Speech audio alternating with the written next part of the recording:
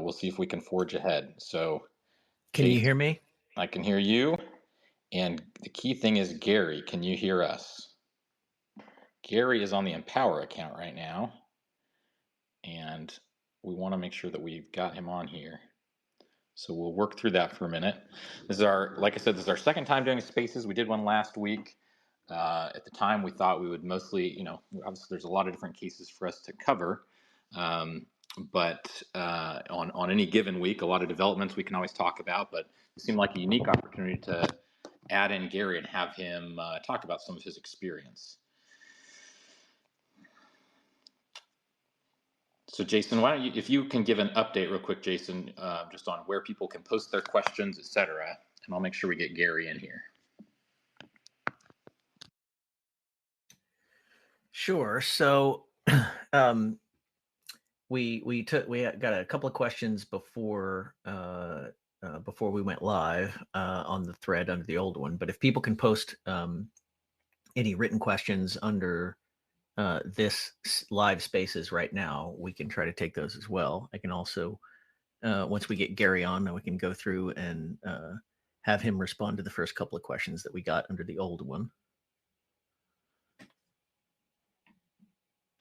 So now's probably a good time to just go ahead and give an update of what happened yesterday, Jason.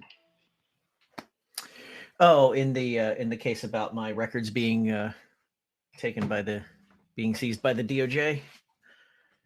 So yeah, we posted a new press release this morning. If people want to go and take a look at that, it's on the Empower Oversight account.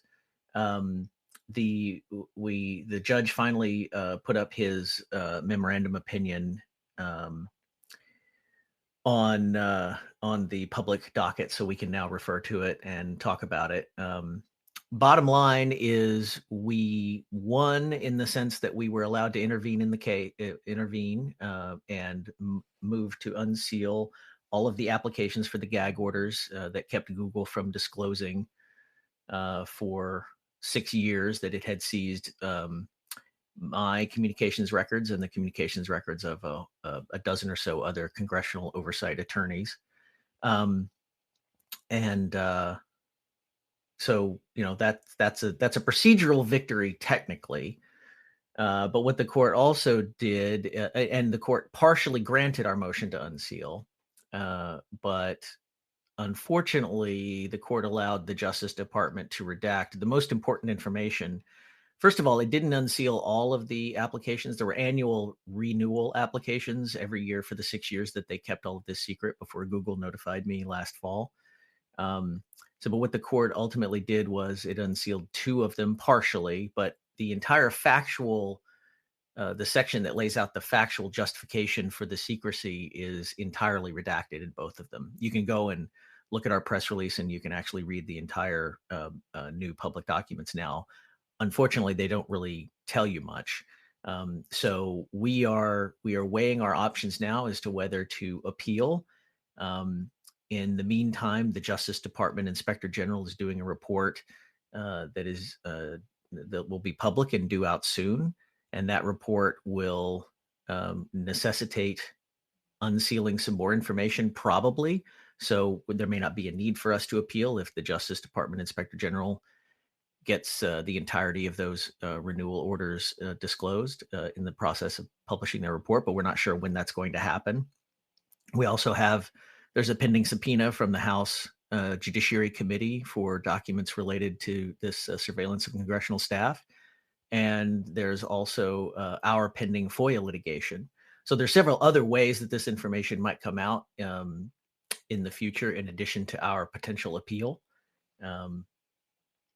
So that's sort of the basic update of where we are on that. So it's a victory, but it's kind of a hollow victory because, it's an unusual thing to allow us to intervene, and it's an unusual thing for the court to exercise its discretion to unseal these things. But, it's just too little too late. It's just not enough information to really judge whether the Justice Department was actually honest with the court and upfront with the court, because we don't see all of the applications. So we don't know whether or not they disclosed that the accounts that they were seeking all belonged to congressional staff. Perfect. Okay, well, that's helpful. Thanks, Jason. Okay, Gary, can you hear us? And can you speak is the key thing. Can you hear me? Yep. Hey, there's Gary. All right. Okay. How you doing? Great. We're really glad to have you on here. This should be fun. So I'm sure people will continue to join as we move forward here. We've got a handful of questions, but I wanted to start with the rundown of what happened yesterday. For those who were following along and paying attention, the was supposed to be jury selection. The day started off interestingly, as it was clear that prosecutors from the special counsel's office were really blindsided by Hunter's, announcing that he wanted to enter an Alford plea, which, I'm not a criminal attorney, but my understanding is that allows you to enter a guilty plea, but without conceding guilt, without believing that you did anything wrong, just accept what the consequences are, what comes. Usually, as I understand it, these are difficult to get the Justice Department to approve, but at any rate, no one has ever seen them approved that I've heard of without first talking to the prosecutors first. There was some discussion in the courtroom as to whether Judge Scarcy could just accept that or whether it required the assent of the Justice Department and prosecutors. And so there were, a couple of recesses. And at one point, it looked like the plan would be just to reconvene today, I guess this morning, and hear arguments on either side. But ultimately, Hunter came back and his team indicated his willingness to simply just plead guilty to all 9 of the charges, which included 6 misdemeanor counts and 3 felony counts. And so that puts us kind of where we are here today. There's certainly more nuance that can be told there, but I want to just maximize our time with Gary. What would you say was your response to the events of yesterday, Gary? Yeah, I mean, yesterday was obviously a surprise to me as well. But it was ultimately never about coming forward being a whistleblower. It's never about what happened in court yesterday or whether or not he was charged. This is all about Department of Justice conduct, IRS senior leadership conduct, and the preferential treatment and the politicalization of this in 2020s leading up to the election, and then all the investigative steps that we weren't able to take that we should have taken, which are search warrants, and then people recall the storage unit search warrant that we wanted to do that they tipped off defense counsel, they being the prosecutors in Delaware and Weiss's office, and then there's several other things, not asking about the big guy and really curtailing our ability to question witnesses thoroughly and to ascertain all the information that could potentially have led to President Biden.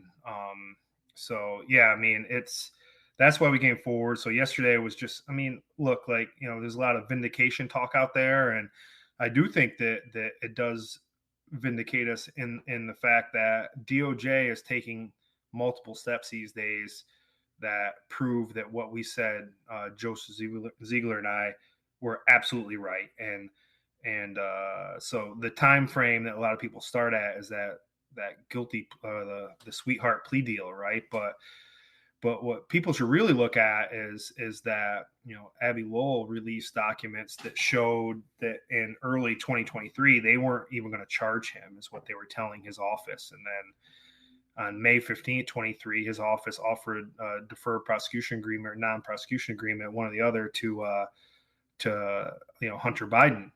And then that was when we were coming forward, and David Weiss learned of the breadth of what we were going to share with House Ways and Means Committee.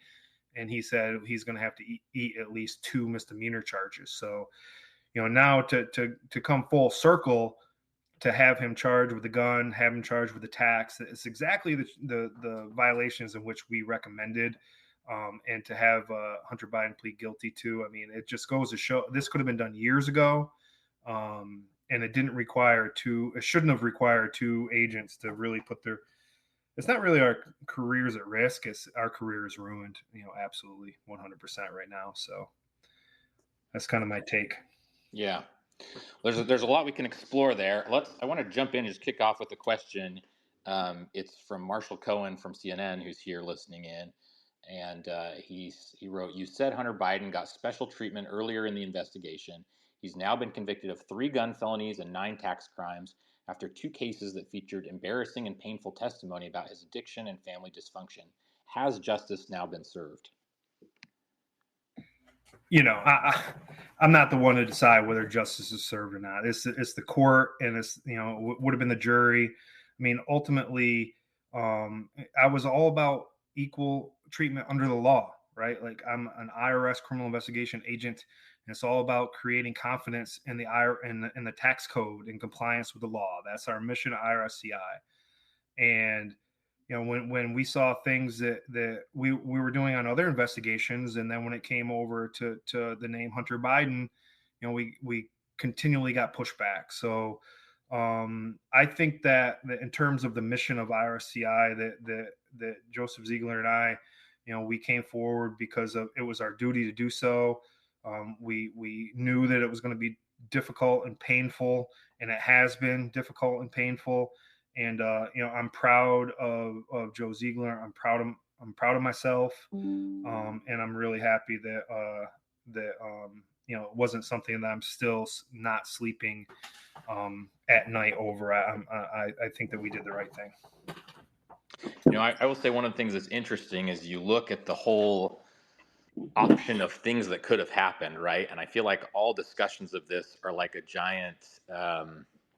It's like alternate universes, right? It's like a Marvel movie, right? You look at all the different potential outcomes and where things have diverged, and people often pick different elements of where they want to go back to and say, well, it really centers on this, right? It centers on this, sweetheart plea deal. You've pointed obviously to even before that, once we learned that there was going to be zero need for a guilty plea whatsoever. Obviously, what you brought forward had to do with the underlying investigation and the charges that originally the Justice Department, Weiss indicated he wanted to bring. And so I was just talking a little bit ago with someone about how, I view it as this 3-act play that you can focus on the third act right now and go back to the second act and say, boy, compared to, a point where there weren't going to be any charges at all, isn't this unfair? And if you just look at those alone, it doesn't make any sense. That's totally out of context. You have to go back to the first act, to the underlying investigation, to all the evidence that was gathered, and to what, just on the basis of those facts, DOJ intended to do. Because after that is when you get into the political interference, and you get into the the conflicts of interest and other things like that. So, but I say that to say, in terms of, the idea of kind of justice one way or the other, right? Like your job is obviously just to investigate crimes. You're limited by the statute. You find the evidence. It's up to the Justice Department to bring those cases, and that's the process that all Americans. That's the process that we have in our country, and Americans are expected to just abide by the law, and then we expect that they get that there are consequences when they don't. Jason, it looked like you were going to jump in a few minutes ago and say something else as well. Yeah, well, I was just going to give Gary an opportunity to answer one of the other questions that came in before we started, because it sort of dovetailed with what he was talking about when he said, it's not just that he risked his career, in his view, he has suffered consequences. So this is a question from Schillingberg. SSA Shapley, what has been the impact on your career after coming forward as a whistleblower? What would be your message to others in the federal government who might want to come forward with evidence of wrongdoing? Well, let me start with the second part of that question, right? Like, what would I tell other potential whistleblowers? Do the right thing. I mean, right? Like, it's just, I can't imagine doing my job every day with it hanging over my head that something like this that I didn't come forward on. So, we sometimes you can't. There are a lot of things outside of my control, but I could control doing the right thing, and I just wasn't going.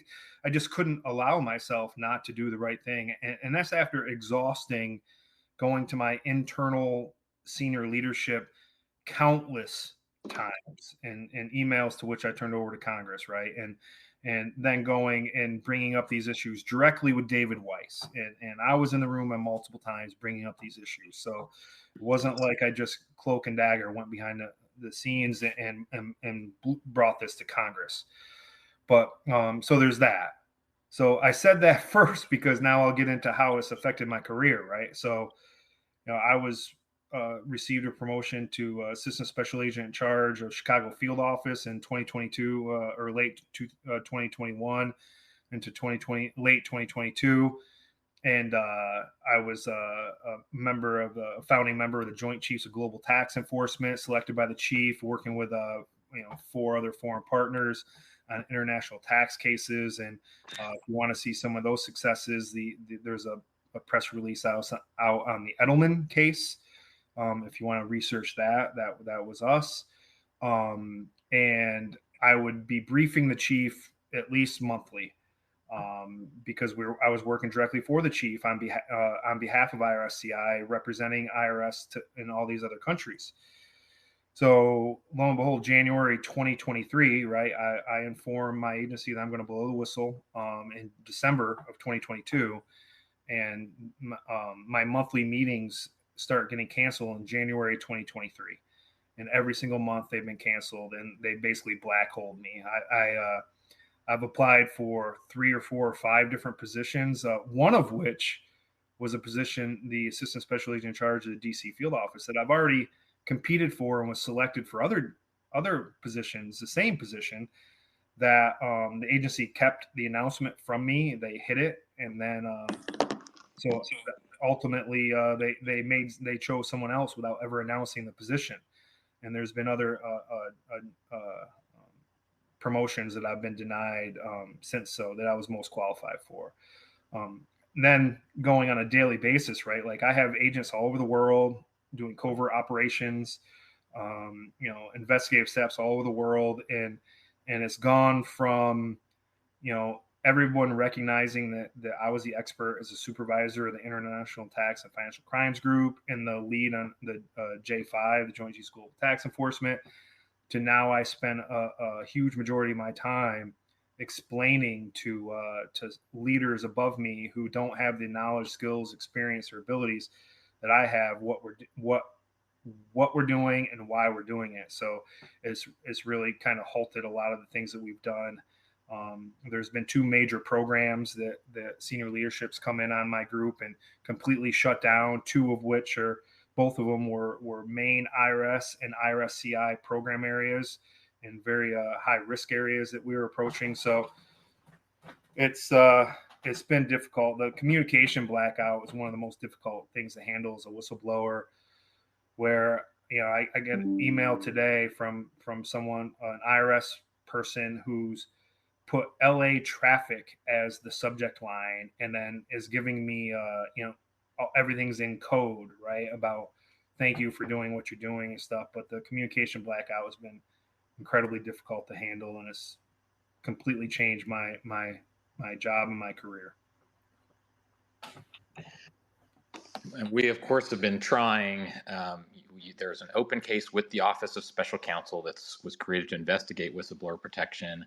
It is a long process, and I will say, I mean, it's been very fair as we've gone through this. I've recounted before we went into all of this, you looking me in the eye and saying, am I going to get, I don't remember how you put it. Am I going to get screwed because of this, right? And me telling there are whistleblower protections in place. This is a high profile case. There will be a lot of scrutiny on the agency. And, of course, that is the case often, as Jason and I saw when we investigated Operation Fast and Furious, the ATF gun running scheme over a decade ago, right? The individuals involved weren't fired. The agency wasn't able to do that, but that doesn't change that there are a lot of ways that they can mess with you. And so you've reminded me of that moment before. Like, you told me everything was, this does not impact my career. And I think it points to the real weaknesses in the whistleblower protections. Yeah, well, it's a real shame that the law promises these people like Gary and Garrett O'Boyle, who I see is listening. The law promises that you'll be protected if you come forward and report wrongdoing. That's the reason the law does it, is to encourage people to do that. But where the rubber meets the road is once people actually do it.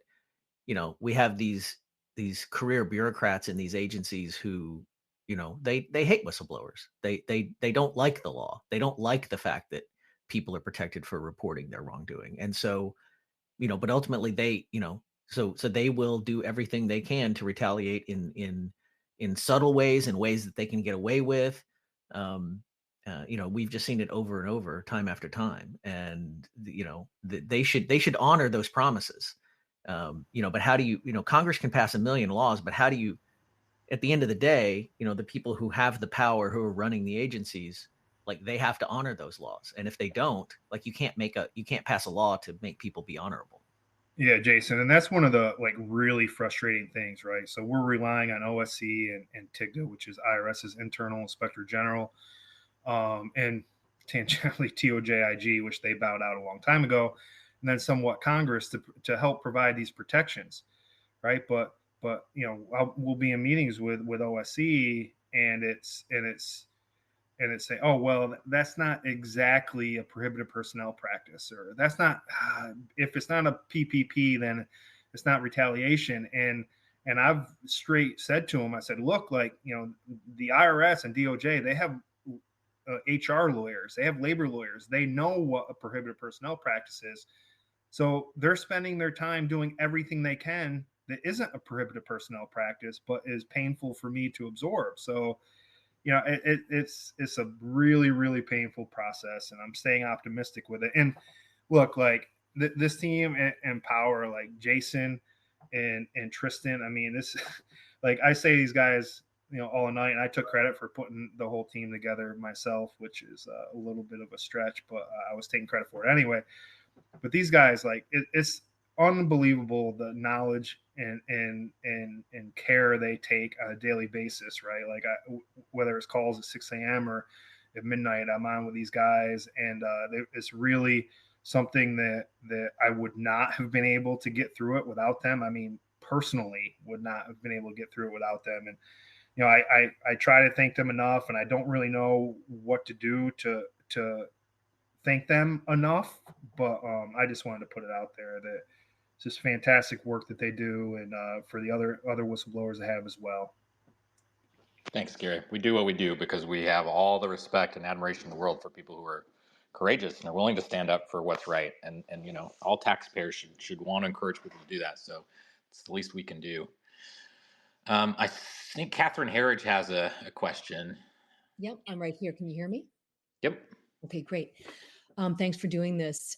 What impact did the whistleblower's testimony have on the direction of the Justice Department case? And does it explain why we went from the misdemeanor plea deal to 2 felony cases? Thank you. Do you want to take a stab at that, Gary? Yes. Well, so if you recall that during the with Judge Noriega in Delaware, that the House Ways and Means Committee did provide, I believe it was an amicus brief form, the 400, 500, 600 pages of our transcripts and documents that we gave over at that time.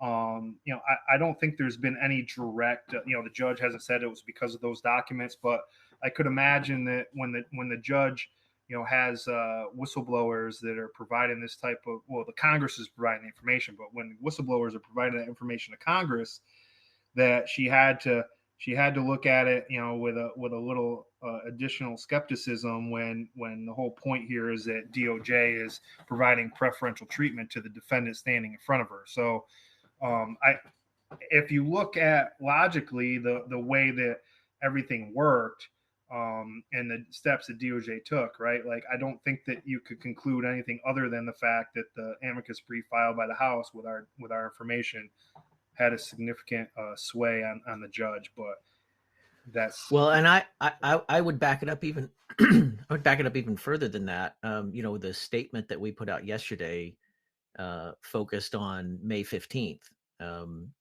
which is before the testimony had been released to the public by the House of Representatives.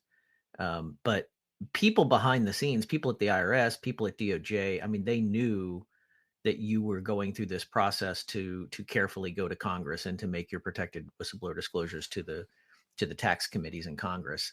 And as we said in our statement, on the very day that you were informed that you and your entire team were being removed from the case, which appears to be in direct, retaliation for your whistleblowing, because your internal whistleblowing had been going on for quite a while at that point, and your going to Congress was coming out as well. On that very same day, Leslie Wolf, the AUSA in Delaware, offered a deferred prosecution agreement where it wouldn't even be misdemeanors. It wouldn't be anything. It would tie up everything with under the heading of the gun case, but it would wrap up all of the conduct related to the taxes as well, without even a guilty plea to a misdemeanor. And somewhere between May 15th, right, and then you're going forward and actually doing the testimony, and then your testimony being released, insiders in DC and on Capitol Hill and in the Justice Department, they all knew the strength of the case that you and Gary were making to the committees, even if, they would have known. They know what the facts are. And so they know what you were disclosing and what you're capable of disclosing through that proper whistleblower protected process. And so, I think it was a slow, we'll see what Special Counsel Weiss's report says. It's going to be a CYA exercise of magnificent proportions, right? But hopefully there will be enough external oversight from the IGs and Capitol Hill to put the lie to any misrepresentations in there. But somewhere between May 15th, 2023, right, and Weiss being appointed as special counsel and then sort of turning around and going back in the original direction that when they had originally agreed with all of your recommendations, then there was the involvement of Biden appointed U.S. attorneys that backed them off, and then you start blowing the whistle, and then they turn around and go in the right direction again when there's the light of public scrutiny put on it. It just seems extremely clear to me that what happened and that it had a positive impact, which is exactly what the system is designed to do. And Catherine, real quick, it's nice talking with you, by the way. But Abby Lowell released documents, right, and provided them to Congress, which directly said that the DPA was offered by Leslie Wolf, and then about 2 weeks later, David Weiss basically communicated with Leslie Wolf saying, "Well, you need at least a 2 misdemeanor plea deal," right? And so, what happened in between those two events? It was my testimony at House Ways and Means Committee. So, I think that there's a direct connection there. Yes. So do you think it was to just take it a step further, you think it was a combination of the whistleblower testimony and then, the sort of public humiliation of the failure of that plea agreement in August? Well, I mean, when you get past, you can't underscore the importance of Noriega refusing that plea deal, right? Because at the time I was like, whatever happens, happens. But DOJ would have hidden all this stuff. That was their attempt to hide it, right? Because all the stuff they put out about potential FARA violations, since in their motions, all the salacious details about this stuff, it would have all been hidden with that guilty plea. So the problem is that they knew they knew that the information was now out, and we did it legally. That was going to make them look bad. So when they brought in Derek Hines and Leo Wise, 2 investigators assistant United States attorneys I've actually worked with in the past directly, they looked at the evidence independently, as some of the government's motions have said, and they agreed 100% with what Joe Ziegler and I were saying, right? So they didn't have an opportunity to hide it any further or to take any other additional actions to continue to try to hide it. They just had to come clean. And you see how that worked, right? Now they're like, oh, see, justice is blind and everyone's treated fairly. It's because, they have memory loss when it but comes weren't they, sorry, just to jump in, but I was in the Delaware court. Weren't they both in the Delaware court with the plea agreement? Yeah, but they had only been added not long before that. So Leslie Wolf, it's unclear to the public. It's still unclear to me when she got taken off, but you see her drop out of their communications a handful of weeks before that. But that's kind of what they inherited, right? And so again, I was not there that day. What I understand is at a certain point when there was the discussion of immunity for all future things, and I forget whether it was Wise or Hines, stands up and says no. And my understanding is Chris Clark looks over at Leslie Wolf, who's also in the courtroom, like, what the heck, right? But again, that goes back to, I think, the nature of this totally unprecedented plea agreement, and again, new people coming in. And not to monopolize, but what's your expectation with Hunter Biden's suit against the IRS now? Well, we have, as you probably know, we have filed a motion to intervene because it looked to us like the Justice Department Tax Division and the IRS was essentially going to take it. They were going to take a dive. They weren't really vigorously defending the case like a normal defendant would. Can They seemed to be. Can I even add a procedural thing before that, Jason? Sure. Normally, a case like this would be defended by the federal programs branch of the Justice Department. So when I was appointed by Joe Biden to be on the Merit Systems Protection Board, and when I was their general counsel before, there were cases where we could represent ourselves as an agency, but most of them had to be represented. We had to be represented as an agency by the federal programs branch. And so DOJ, when this suit against the IRS was brought, instead of having the federal programs branch take the lead, they gave the case. The lead people working on it are the IRS, are the DOJ tax division, which is one of the very offices Gary and Joe blew the whistle on. So right from the outset, you had self-interested actors who institutionally, had reasons to dislike, to favor Hunter Biden. Right. And our assumption was, well, okay, the government doesn't, the government's going to want to defend this suit. They should want to defend the suit. They shouldn't believe that they did anything wrong. So our interests are aligned. And so we actually reached out directly to the attorneys who were assigned to the case and wanted to have discussions with them about, about the best arguments that could be made to get the thing dismissed and to get it to go away because it's a frivolous suit. And those calls were very strange. They were very, rather than acting like a party that has the same interest that we do, right, which is we didn't do anything wrong and the case should be, we're the the government is the defendants and it's based on our client's conduct. So we should all have the same interest, but they treated us extremely, those calls, they were essentially hostile to us and would refuse, all they would do was sort of receive information from us or listen to us. There was not a real dialogue. And so then when we saw after those calls that when they actually answered the case in court and their filings didn't even mention 6103 F5, the whistleblower provision, which is what, of course, authorized the conduct that's being complained of. And they didn't even mention the fact that it's the House of Representatives that released the information that was provided to them under that provision, not us.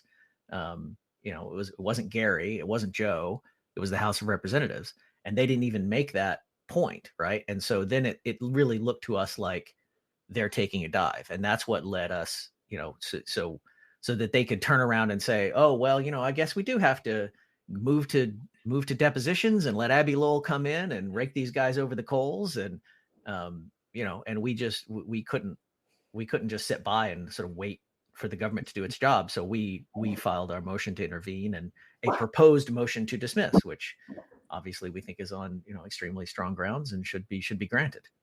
Right. Well, thanks for taking my questions. Glad to have been a part of it. And your clients clearly made a big difference in this case. Thanks, Catherine. Thanks, Catherine. Thank you, Catherine. Another question that was in the was posted on the space itself, and again, feel free anyone to go and look directly on there or under the spaces just to post questions there. But one was really kind of procedural, and I know you know the answer to this, but it asked whether let's read it. With regard to the tax years in which the statute of limitations on criminal prosecution was allowed to expire, will Hunter be liable for the tax, interest, and penalties since there's no statute of limitations on civil fraud cases? And before you answer, Gary, let me say, of course, just like in your public testimony, everyone should understand that Gary has to be limited to the information that the House released. He can't disclose any information other than that. But go ahead. Well, Gary. and this doesn't require that. I mean, this is a generic question, right? So I think you just answer about the tax process. Obviously, Gary, we don't need to, without reference to Hunter Biden or anyone else, right? It doesn't need to apply to this case. Just in general, if you've had a guilty plea on a set of facts, what happens then on the civil side if there are other years that weren't charged? Sure. Yeah. So, like I said, not related to the Hunter Biden case. Generally, the statute of limitations in a civil case is 3 years. And of course, the criminal cases, almost all the Title 26 charges, which are the tax charges, is a 6-year statute of limitations. So the civil fraud penalty usually comes in when there's a criminal case, and we uncover either it goes and is disposed of in the court system or by guilty plea or a trial. And then the civil fraud penalty is very easily achieved. So the any restitution that the judge or is agreed upon in a plea deal would be in a restitution order from the judge, and then civil can make what's called a restitution-based assessment and just hit that on the taxpayer's account, right? Like they don't have to do any additional work. It just goes on an assessment, and then the taxpayer owes that money. For issues like this, right? Like the civil fraud penalty is a pretty high burden civilly, and it also can't revive an expired civil statute. So once the only way that he was really going to be able to collect and this is the only time I'm stepping inside of this because I've said this in my testimony that was voted out, was that there are still $400,000 plus of income from 2014 and some from 2015 from Burisma income that was never reported on his income tax returns.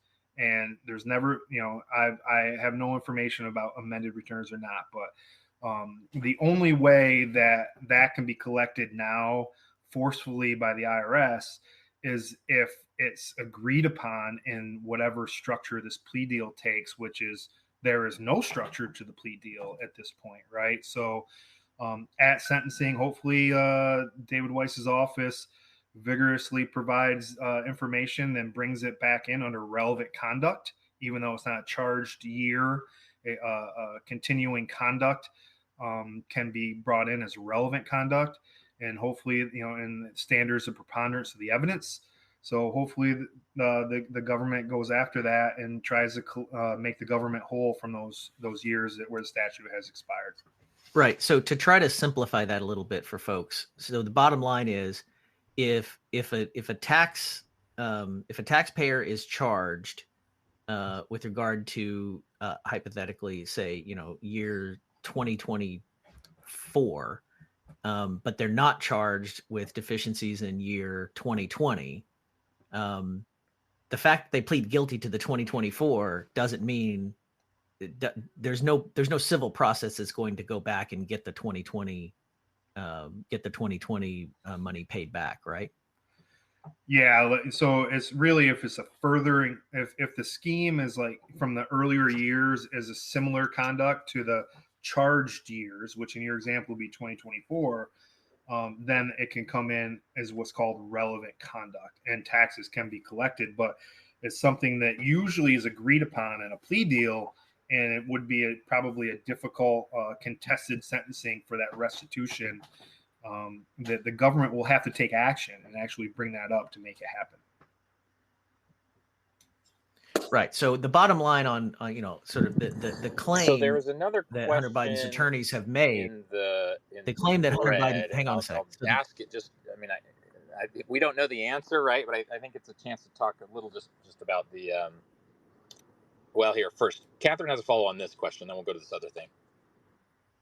So my question has to do with the indictment and the guilty plea, and maybe I don't know if I understand it correctly, but the guilty plea is to the fact that he committed fraud on his returns. So is it entirely possible that he has additional taxes owed based on a true calculation of his income, minus the bogus deductions, for example?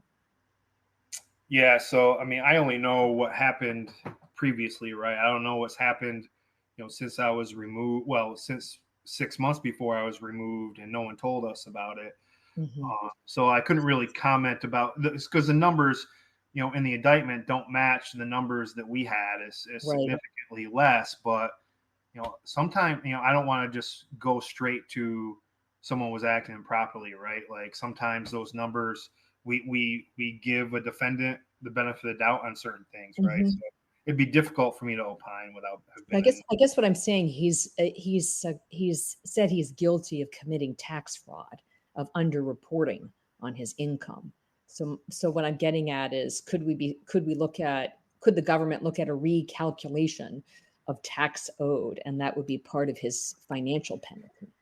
I think the answer to that is yes on the charged conduct. Right. No on the conduct that was outside the statute of limitations. Right. But we can't. So Abby Lowell and there's this spin out there that, he's repaid all of his taxes with interest and actually he's due a refund. There's no way for us to assess the accuracy of that, or for the public to assess the accuracy of that, because of the tax confidentiality rules. So Gary's knowledge of, window of knowledge, ended when he's no longer working the case actively, because they're excluding him because of his whistleblowing. So whatever may have happened after that, amended returns, additional payments, like those are just unverified claims that there's no way to know whether they're true or not. All right. Thanks for taking the question.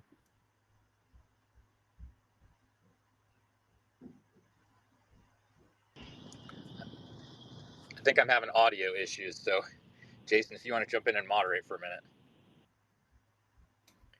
Okay. Is there anyone else who would like to I don't see any other, let's see if there's any other written questions. Does anybody else want to be recognized to speak?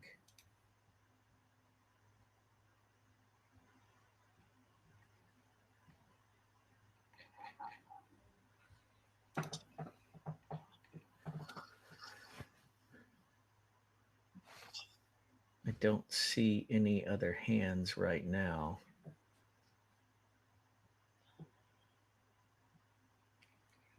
I can step in just kind of to clarify some false information that's out there, right? So, and this is also something we testified about. So, a majority of the charged violations, that he pled guilty to yesterday, those were returns that were filed, prepared and filed after 2020, mid 2020, and supposedly he had been sober since around May of 2019.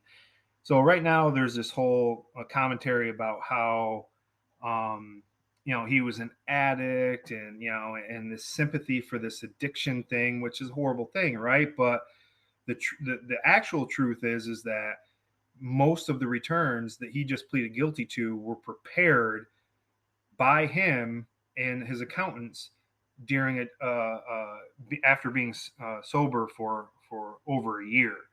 So this whole, I was high, that type of thing, really doesn't fly in terms of the facts of when this actually occurred. Well, and you spoke about in your it's been a while since we've been out here talking about this publicly, so I'll have to think for a minute. But in terms of his accountant's questioning, I don't remember precisely how much detail is out there. If you do, then feel free to speak to that. But it was for that 2018 tax year. Yeah, I mean, look, we don't even have to get into the facts, right? And meander that, because you've seen both Hunter Biden's team and the government talk about overwhelming evidence, right? Like the evidence was there. We knew it was there. It wasn't a prosecutor versus investigator disagreement. We were all in line, and it wasn't until there was some outside intervention to which we were not privy to that changed the direction and what David Weiss was doing. And it was just really unexplained. And on the Hill, when I was being questioned in Oversight Committee, there were a few folks that wanted to hammer that, right? Like, I'm a former, prosecutor, and this is just an investigator versus prosecutor, and you're not a lawyer, right? But it really doesn't take that, right?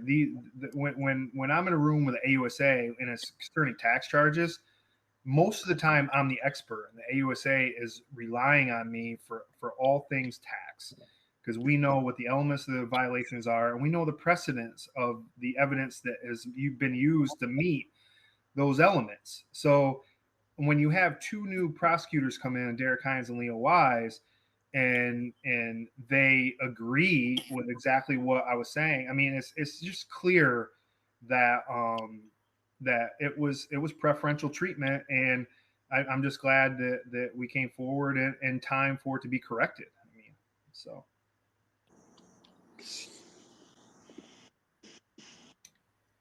All right, so I approved Clinton Foundation whistleblower's request to speak. Do you have a question? I just want to make a comment, if I could. I really just I want to thank Gary and Joe specifically for your efforts. They are so deeply appreciative, because as a whistleblower myself, along with my partner, efforts such as yours in the face. I mean, especially given the fact that you're inside, we're on the outside, we're private citizens. Or just, I think, I don't think, I know history is going to treat you very well. And I also want to thank, Jason and Tristan at Empower, and Catherine and other members of the media for your efforts. The country's on the line here, right? Cases such as this and efforts in pursuit of justice, I mean, just hugely important. And just, again, I just want to say thank you to all of you. Okay? Yeah. That's all. Thank you. Thank you very much. Catherine, you had a follow-on thought? I was just going to say that if you go back to the plea hearing, Judge Noreika got him to stipulate to the sober date of June 2019.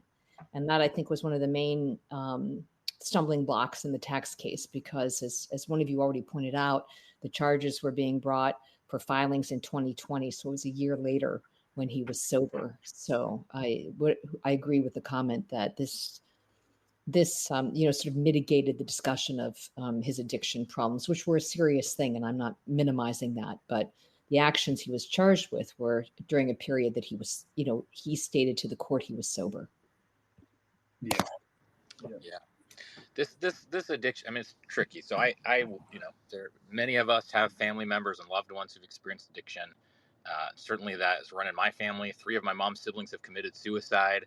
Like this idea that, that people are unsympathetic to that, I think is really unfortunate, because of course, anyone would want to help in those circumstances. But that's a different issue from the criminal liability, again, from, even during addiction, the things that happen. And then again, the timeline here. So it just really, it makes me sad, because that is an issue that's very close to my heart. So when I hear people saying, accusing others of not caring about that, that's just not the issue, right? We still, it's a legal issue, and not the core facts here.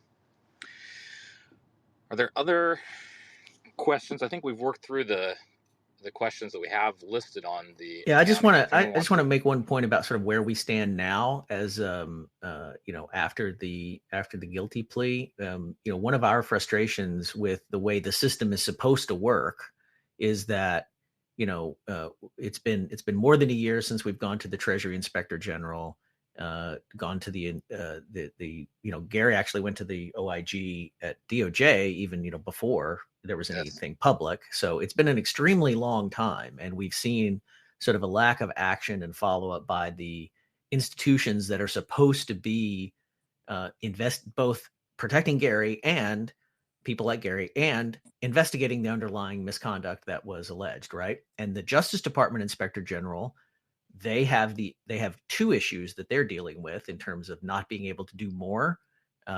One is that it was an open matter, right? Well, now it's all the stuff is related to an open matter. We would argue there are things that you could break off that are separate from that you can investigate separately, but there's a lot of pushback inside the Justice Department, obviously, to and it's routine that the IG will hold off until a matter is final, right? Well, the problem is the matter's not ever really final, as long as somebody might appeal something and they're still sentencing. So, but this is one major step toward now the DOJ OIG can should be able to do more now, right? The second issue that the DOJ IG is facing is the restriction on their jurisdiction. So they're not allowed to look at attorney misconduct. There are bipartisan bills in the Senate. I think there's probably a companion in the House. I'm not sure. I know there's a bipartisan bill in the Senate that's been brought up multiple times over the years that would allow the DOJ IG is the only inspector general of all the 72 inspectors general across the government that has this limitation that they're not allowed to look at attorney misconduct of attorneys for the agency that they oversee. At DOJ, that's done by DOJ Office of Professional Responsibility, and they are not as transparent or public as the DOJ Inspector General. So whatever complaints go there, basically, typically go into a black hole. We should clarify it. If it's an attorney, who is it commits fraud or something else, right? Those are the kinds of things the Inspector General can look at. It's when it goes to legal advice or other acting in their capacity as an Right. attorney. That's what the office Right. of The professional OIG can responsibility search right. The jurisdiction. OIG can investigate a DOJ attorney for stealing, office supplies, but they can't investigate them for, tanking a case for political reasons, right? I mean, unless they request and get specific permission from the Deputy Attorney General to do it. One of the things that we would like to see Congress and the press and other people ask is, has Inspector General Horowitz asked for permission to look at the allegations of what it's essentially attorney misconduct, right? With regard to the David Weiss and the people in his office that were handling this. And has he been given an answer as to whether or not he's allowed to do that under the statute? But that could be a permanent problem unless Congress passes the bill that would actually expand the jurisdiction of DOJ-IG so that they could look at things that cross into the line of attorney misconduct. But it's just a huge complicating factor that slows down their work. And we're all frustrated with IGs, who take forever and ever, and then they come out with a report after, nobody cares anymore, or it's moot, or it's, years later. But these are some of the issues as to why that happens. Right.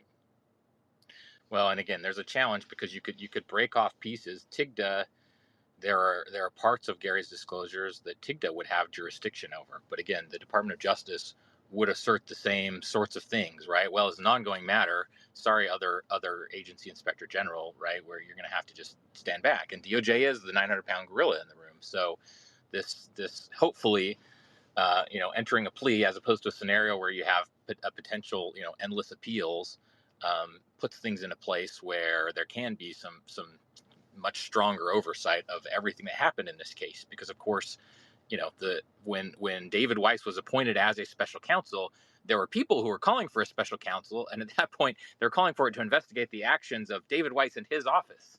So yes, he is required to write a report, and hopefully that report will be made public. But as Jason said earlier, that will be a monumental exercise in CYA. The key things are decisions that were made by his own office, decisions to not allow investigators to ask about any connection to Joe Biden, to ask about the big guy or anything else like that, and there's really limits on what Gary can say, because they weren't allowed to investigate those things. Names taken off of subpoenas, right? To say, no, we can't ask for this stuff. And those are the kind of investigative and prosecutorial decisions that absolutely need an independent review, and the DOJ-IG would be the ideal one to do that. Right. And Congress needs to be pushing the IG to do that. Right. This is a matter of enough high profile and consequence that it really goes to the core of whether or not people can trust the Justice Department. And you have, high profile insiders like Gary coming forward and risking it all to let people know that, there was a thumb on the scale behind the scenes, until it broke out into the public, and then there wasn't. But that doesn't mean we can all just move on and say, well, it doesn't matter. I mean, people need to be, the facts need to be laid out for the American people, and people need to be held accountable for, pulling punches and acting in a way that they would never have acted if it were, if the shoe was on the other foot, or if there were no, if it was Hunter Smith instead of Hunter Biden. Right.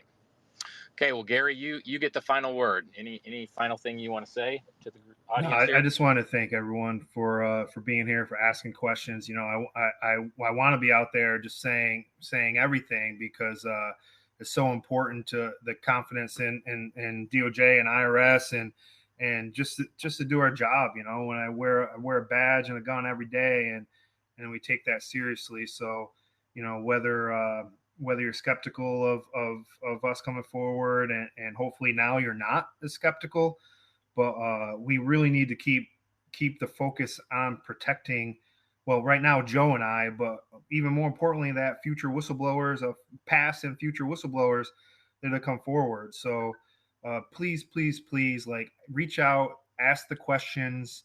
If it's not a positive piece, or if it's a negative piece, like, just ask the questions. We really want to be a part of that process, and we really want to talk through it, because it really is. There's no satisfaction. There's no end to it that a particular individual was pleaded guilty and will be sentenced to whatever he's sentenced to. What we need for resolution here is that DOJ Weiss's team, IRS senior leadership, Department of Justice Tax Division, internal criminal tax attorneys for IRS who changed their opinion. All these people are held accountable for what they did, and so that means the work's not done. So please continue to push it, and I really appreciate support, and that's it. And that's what folks should be telling their members of Congress, right?